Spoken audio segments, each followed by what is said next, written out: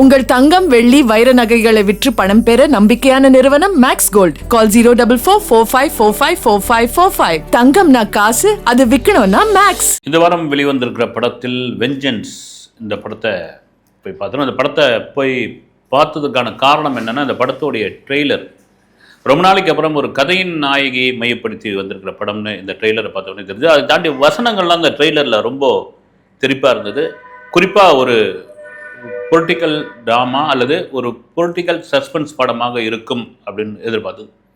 Okay, vengeance என்ன சொல்லுது இந்த படத்தில்? இன்னொரு முக்கியமான ஒரு விஷயம் என்ன, இந்த படத்தை பார்க்கறதுக்கான இன்னொரு காரணம் வந்து அபர்ணதி தெரியும். அந்த ஆர்யா கூட ஏதோ ஒரு கல்யாணம் கலாட்டா அது இதுன்னு ஏதோ ஒரு டிவி நிகழ்ச்சியில் வந்து கொஞ்சம் ஃபேமஸ் ஆகி, எனக்கு அதெல்லாம் கூட விட்டுட்டு தேன் ஒரு படம், அந்த படத்தில் இந்த பொண்ணு இவ்வளோ பிரமாதமாக கலக்கியிருக்குதாப்பா அப்படின்னு மிரண்டு போயிட்டேன் அந்த படம் பார்த்து. அந்த படம் நிறைய பத்திரிகைகள்லாம் ஊடகங்கள் பாராட்டின படம் அதுவும் ஒரு காரணம். சரி, வெஞ்சன்ஸ் என்ன மாதிரியான கதை? 2047 தாய் தமிழ்நாடு காவேரி மாவட்டம் அப்படின்னு ஏதோ ஒரு டைட்டில் கார்டு வருது. டக்குன்னு பார்த்தா மேலே கார்லாம் வந்து மேலே பறக்குது, ரோட்லேயும் போயிட்டுருக்கு. அதில் ஒருத்தர் நின்றுட்டு இருக்காரு. திடீர்னு என்னது ஒரு ஹாலிவுட் படமா இது, இல்லது வந்து ஒரு 2047 உலகம் இப்படி மாறுமா, அல்லது இந்தியா மாறுமா, இல்லை தமிழ்நாடு இப்படி மாறுமா, தாய் தமிழ்நாடுன்னு பேர் இருக்குது, ஒருவேளை என்ன மாதிரியான ஒரு கதைன்னு தெரியல. அப்புறம் பார்த்தீங்கன்னா பழம்பெரும் நடிகை சச்சு அவங்க வந்து படுத்த படுக்கையாக இருக்காங்க, உடம்பு சரியில்லை. அவங்களுக்கு ஒரு தம்பி போய் வைத்தியம் பார்க்குறாரு, வந்து அந்த நவீன தொழில்நுட்பத்தெல்லாம் வச்சு வைத்தியம் பார்க்குறாரு. அப்போ அந்த அம்மா சச்சு வந்து வேணி யார் தெரியுமா அப்படின்னு ஒரு கதையை ஒன்று சொல்கிறாங்க. ஒரு வேணி கதையை வந்து வேணி யார் தெரியுமா அப்படின்னு சொல்லி அந்த கதை அங்கே போகுது. வேணி அப்படின்னு ஒரு கேரக்டர், அது அபர்ணதி. இந்த வேணி வந்து ஒரு கலெக்டர் கிட்டத்தட்ட தமிழக இந்திய அரசியலையே ஒரு ஆட்டு வைக்கிற ஒரு கேரக்டர். அப்படி எப்படிப்பா அதை பண்ணுறாங்க, இது சாத்தியமா, ஒரு கலெக்டரால் இதெல்லாம் பண்ண முடியுமா? ஒரு மாவட்ட ஆட்சியர் அந்த மாவட்டத்திற்கு உட்பட்ட அந்த எல்லை வரைக்கும் தான் அவங்களுக்கான பவர். அதையெல்லாம் தாண்டி ஒரு மாவட்ட செயலாளர், அந்த மாவட்டத்தில் இருக்கிற எம்எல்ஏ, அங்கே இருக்கிற அமைச்சர், இவங்களுக்கு கீழே தான் வருவாங்க. என்னதான் ஆட்சி அதிகாரம் இருந்தாலும் வந்து அரசியல்வாதி கீழே தானே, வந்து அரசு அதிகாரி தானே இவங்க வந்து அப்படின்றான் கேள்விகள் இருக்கும் பொழுது, இந்த வேணி ஸ்டேட் கவர்மெண்ட்டு, சென்ட்ரல் கவர்மெண்ட்டு, எதிர்கட்சி, பிஎம்முக்கு வந்து சோர்ஸாக இருக்கிற ஒரு ஆள், பிஎம்முக்கே வந்து நிதி கொடுக்குற ஒருத்தர், ஒட்டு மொத்தமாக ஒரு பெண்மணி, ஒரு இளம் பெண்மணி, இவங்களை எல்லாம் எப்படி ஆட்டு வைக்கிறாங்க, இவங்க கையில் அந்த நூல் இருக்குது, அவங்கெல்லாம் எப்படி ஆடுறாங்க, ஏறக்குறைய கவர்மெண்ட்டே அலறி போகிறது. அதுக்கு என்ன மாதிரியான சம்பவங்கள் பண்ணுகிறார் அப்படின்னு தான் இந்த கதை. இந்த கதையை கேட்கும் போது சூப்பராக இருக்குது. படமாக்கின விதத்தையும் பார்ப்போம். அதை தாண்டி வந்து ஆர்டிஸ்ட் வந்து அபர்ணதி, இளவரசு, ஜான் விஜய், காளி வெங்கட், ஒய்ஜி மகேந்திரன், இப்படி பெரிய லிஸ்ட்டே போயிட்டுருக்கு. நல்ல தேர்ந்த நடிகர்கள் தான், அதில் மாற்று கருத்து கிடையாது. இந்த படத்தை இயக்கியிருப்பவர் ராகுல் அசோக், அவருடைய முதல் படம்.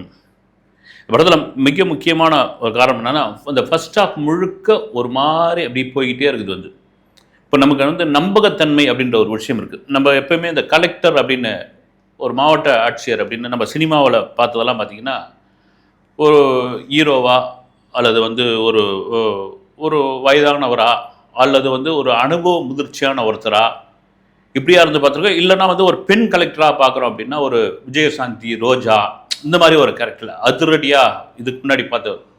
ஆனால் அபர்ணதிக்கு இந்த கலெக்டர் வேஷம் பொருந்துதா? இவங்க இந்த அளவுக்கு வந்து அதிகாரத்தை இவங்க சரியாக செய்கிறாங்களா? அந்த அதிகாரத்தை நம்பும்படியாக இருக்குதா அப்படின்ற ஒரு கேள்வி படம் பார்க்குறப்பல இருக்குது இந்த ஃபர்ஸ்ட் ஹாஃப்ல. அதெல்லாம் மீறி நமக்கு கலெக்டர் அப்படின்னும் போது தமிழ்ச்செல்வன் படம், பாரதிராஜாவோட அந்த படத்தை பார்த்து பழக்கப்படும். விஜயகாந்த் வந்து அசால்ட்டாக பண்ணியிருப்பார், ரொம்ப அசால்ட்டாக பண்ணியிருப்பார். ஒரு மாவட்ட ஆட்சியருக்கு என்ன மாதிரியான பவர், அந்த மாவட்ட ஆட்சியர் எத்தனை அரசியல்வாதியாக இருந்தாலும் நான் அசர மாட்டேன் அப்படின்னு சொல்லி அந்த அரசு எந்திரத்துக்கு ஈடு கொடுக்க முடியாமல் நீங்கள் ஒரு அரசு அதிகாரி அவ்வளோதான் அப்படின்ற ஒரு முடிவோடு அந்த படம் அந்த முடியும். அது தாண்டி பிரமாதமாக இருக்கும். ஆனால் அந்த படமும் கூட சரியாக போகலை. இது தாண்டி இந்த படத்தில் ஏறக்குறைய பார்த்திங்கன்னா இளவரசு ஒரு பெரும் தலைவராக இருக்கிறாரு, லிவிங்ஸ்டன் வந்து ஒரு எதிர்கட்சி தலைவராக இருக்கார், பிஎம்மா ஒரு அம்மாவை காமிக்கிறாங்க. இவங்க எல்லாரையும் வந்து கண்ட்ரோலில் வச்சுங்கிற ஒரு பெரிய கோட்டீஸ்வரர், ஒரு மில்லினர், ஒரு ஹைடெக் தாதா, எது வேணாலும் சொல்லலாம் ஜான் விஜய். ஏற்கனவே அவள் தான் படியலுக்கிற ராசா. இப்போ இத்தனை பேரையும் ஒரு மாவட்ட ஆட்சியர் கண்ட்ரோலில் கொண்டு வராங்க. அத்தனை பேரும் கொடுக்குற தொந்தரவு அத்தனையும் தாங்கிக்கிட்டு அத்தனையும் வந்து அதை சமாளிச்சுக்கிட்டு இவங்க எதுக்காக இதை பண்ணுறாங்க, இவங்க ஏன் இவங்களை வந்து ட்ரிகர் பண்ணுறாங்க, இவங்க இந்த இடத்துக்கு வரத்துக்கு யார் அபர்நிதி இந்த கலெக்டர் இந்த இடத்துக்கு வரத்துக்காக இவங்க ஆசைப்படுறாங்களா, அதனுடைய பின்னணி என்ன, அதனுடைய ஃப்ளாஷ்பேக் என்ன, அந்த வேணி யார், இந்த வேணிக்கான பிரச்சனை என்ன, இதுதாங்க அந்த படம்.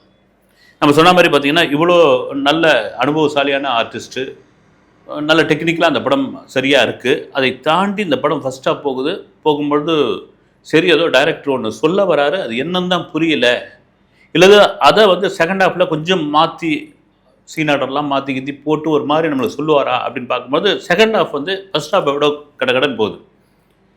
ஆனால் ஒரு விஷயத்தை எப்போவுமே நம்ம வந்து கதை கட்டி எப்படி பழகிருக்கிறோம் அப்படின்னா, ஒரு ஊரில் ஒரு ஆயா வடை சுட்டுதான், அந்த வடை சுட்டுறப்போ வந்து ஒரு காக்கா மேலே இருந்ததான், அந்த காக்கா வந்து காக்கான்னு கத்துச்சான், இப்படி தான் கதை கட்டு பழகிறது.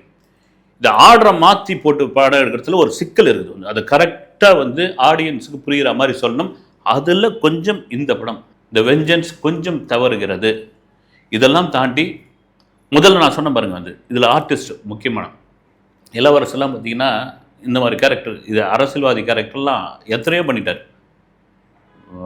அவர் அதிகமாக பண்ணது அந்த கேரக்டராக இருக்கும்.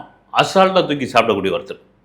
அவர் வந்து இந்த கேரக்டருக்கு, இந்த அபர்நிதி கேரக்டருக்கு அவங்களுக்கு ஒரு ஸ்பேஸ் கொடுத்து நம்ம கொஞ்சம் ஓவர் ஆக்டிங் பண்ணாலும் தப்பாயிடும், அண்டர் ஆக்டிங் பண்ணாலும் வந்து அதுவும் ப்ராப்ளம் ஆகிடுன்ட்டு அவங்களுக்கு ஏற்ற மாதிரி நடிச்சு கொடுத்துரும். லிவிங்ஸ்டன் ஒரு பக்கம் இருப்பார், வந்து ஒரு கேரவனுக்குள்ளே ஒரு வேனுக்குள்ளேயே வந்து அவரும் தம் பங்குக்கு வந்து கரெக்டாக நடிச்சு கொடுக்குறாரு. இதெல்லாம் மீறி இந்த கதைக்கு அபர்நிதி ஏன் தேர்ந்தெடுத்தீங்க அப்படின்ற மாதிரியான கேள்வி படம் பார்க்குற ஒரு அரை மணி நேரம் வரைக்கும் இருக்குது. அதன் பிறகு அப்படியே மாறுது. அதே மீறி அபர்நிதியோடைய அந்த ஃப்ளாஷ்பேக் சீனை அல்லது வந்து இந்த காரணத்தை வேணி அப்படின்ற அந்த காரணத்தை இன்னும் அழுத்தமாக இயக்குனர் சொல்லியிருக்கலாமோ அப்படின்ற ஒரு பார்வையாளராக நமக்கு தோணுது. இதெல்லாம் மீறி திரும்ப சொல்லத்தான் வந்து இந்த தேன் படம் இது அப்படியே கான்ட்ராஸ்டாக இருக்கும். ஒருவேளை அந்த படம் பார்த்துட்டு தான் இந்த பெண்ணை தேர்ந்தெடுத்தாரான்னு தெரியல இயக்குனர். கான்ட்ராஸ்டாக இருக்கும். இந்த படத்தில் இன்னும் ஒரு அழுத்தமான ஒரு கேரக்டர் கொடுத்துருக்கலாமோ அப்படின்னு தோணுது. அப்புறம் வழக்கமாக ஜான் விஜய் எப்போ பார்த்தாலும் கத்திக்கிட்டே இருக்கிறது, ஆஹா ஊன்னு ஒரு கூச்சல் போடுறது, ஒரே மாதிரி டைலாக் டெலிவரி பண்ணுறது, இவர் யார், இவர் என்ன பின்னணி, இவருக்கு எங்கேருந்து அந்த பணம் வந்து சோர்ஸ் கிடைக்குது அப்படின்ட்டு இன்னும் கூட கொஞ்சம் விரிவாக பார்வையாளர்களுக்கு சொல்லியிருக்கலாம். இதெல்லாம் தாண்டி இந்த மாதிரியான ஒரு கதையை வந்து நிச்சயமாக எடுத்து பண்ணுறது வந்து ஒரு கத்தி மேலே நடக்கிற மாதிரி இருக்குது. நீங்கள் வந்து கொஞ்சம் எசகு புசுக்காக ஏதாவது ஒன்று சொல்லிவிட்டிங்கன்னா அது சென்சாருக்குள்ள பிரச்சனையாக மாறும். இல்லது கொஞ்சம் அப்படியே லைட்டராக பட்டும் படாமல் பயந்து சொல்லிட்டோம்னா ஆடியன்ஸுக்கு அது புரியாமல் போயிடும். ஆனால் இந்த கதைக்காலத்தை எடுத்து பண்ணுறதே ஒரு பெரிய தைரியம் வேணும். இதெல்லாம் மீறி இந்த படத்தின் மீது எனக்கு ரொம்ப பிடிச்சமான ஒரு விஷயம் என்னென்னா டைலாக். பிரமாதமான ஒரு டைலாக் வந்து அங்கங்கே வந்து பஞ்ச் பண்ணிட்டு போயிட்டே இருக்கும். குறிப்பாக சொல்லும் பொழுது அந்த கதையின் நாயகி வந்து தங்கிட்ட இருக்கிற பிஏ கிட்ட வந்து ஒரு கப்பில் இருக்கிற காஃபி வந்து பாதி கொடுத்து சாப்பிட சொல்லுவாங்க. என்ன மேடம், என்னையே நீங்கள் நம்பலையா, என்னையே சந்தேகப்படுறீங்களா அப்படின்பொழுது 200 ரூபாய்க்கே ஓட்டு போட்டு நாட்டை விற்கிற இந்த நாட்டில் 2000 ரூபாய்க்கு என்ன வேணாலும் பண்ணுவீங்கல்ல அப்படின்ற மாதிரியான வசனமாகட்டும். அப்புறம் ஒரு பூச்சி, அந்த பூச்சி வந்து இருட்டிலே தான் இருக்கணும், அதுக்கு வெளிச்சத்துக்கு வந்தால் செத்து போயிடும். அதே போல் தான் அபர்நிதி, அவள் இருட்டிலே தான் இருக்கணும், வெளிச்சத்துக்கு வந்தால் அவள் காலி அப்படின்னு. என்ன தலைவரை திடீர்னு எழுந்து ஏதோ எல்லாத்துக்கும் வந்து தலையாட்டுறீங்க, ஓகேன்னு சொல்கிறீங்க அப்படின்போது லிவிங்ஸ்டன் ஒன்று பேசுகிறார். மணி அங்கே அடிக்கும்போது சத்தம் வந்து இங்கே டிங்கு டாங்குன்னு கேட்குது இல்லை, அதே போல் தான் வந்து மணி நமக்கு அங்கே அடிக்கும்பொழுது இங்கே நாம் வந்து டிங்கு டாங்குன்னு ஒரு ரியாக்ஷனை கொடுத்தே ஆகணும்னு படம் முழுக்க இது மாதிரியான டைலாக் பிரமாதமாக இருக்குது. அதையெல்லாம் தாண்டி அந்த 2047 அப்படின்னு ஒரு கதை ஆரம்பித்தாங்கல்ல, அந்த கதையே கூட இன்னும் ஒரு முதல் பாதியில் ஒரு அரை மணி நேரம் மக்களுக்கு புரியும்படி இவங்க சர்ச்சு யார், இவங்க என்னத்துக்கு இவங்க வந்திருக்காங்க, 2047 ஏன் இந்த கதை நடக்குது, இதனுடைய பின்னணியில் என்ன வரப்போகிறது அப்படின்ற ஒரு விஷயத்தை டீட்டெயிலாக கொடுத்துட்டு அதன் பிறகு உள்ளே போயிருக்கலாம். மற்றபடி பார்த்தீங்கன்னா சில இடங்களில் ஆர்டிஸ்ட்லாம் ரொம்ப சொதப்பலாக இருக்கிறாங்க. வந்து சின்ன அவங்க வந்து என்ன சொல்கிறது, வந்து இவங்கெல்லாம் ஏன்பா இன்னும் நல்லா வேலை வாங்கியிருக்கலாமே அப்படின்ற மாதிரியான கேள்விகள்லாம் இருக்குது. ஒரு ஒய்ஜி மகேந்திரன் கடைசியில் வராரு, அவர் யார் என்ன ஏது அப்படின்றது வந்து செகண்ட் பார்ட்டில் தெரிய வரணும். ஏன்னா பார்ட் 2 இருக்குது.